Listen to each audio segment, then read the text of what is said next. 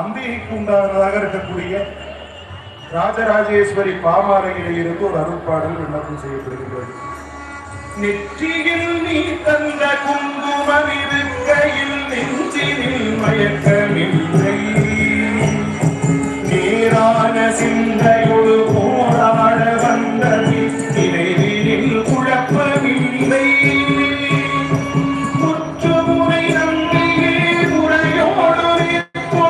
முயற்சியில் தயக்கமில்லை,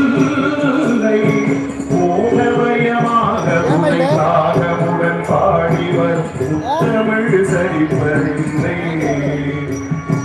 உற்ற பகையாரிலும் துணை கிடைத்தை ஓய்வுற நினைப்பதில்லை, உலகமோரேழு நீ எதிராக நின்றாலும் உண்மையை மறப்பதில்லை, இச்சதினியச்சங்கிட கவலை நோய் பகைகள் இன்னல்கள் இல்லை இல்லை, இறையனையாண்டருளும் ராஜரா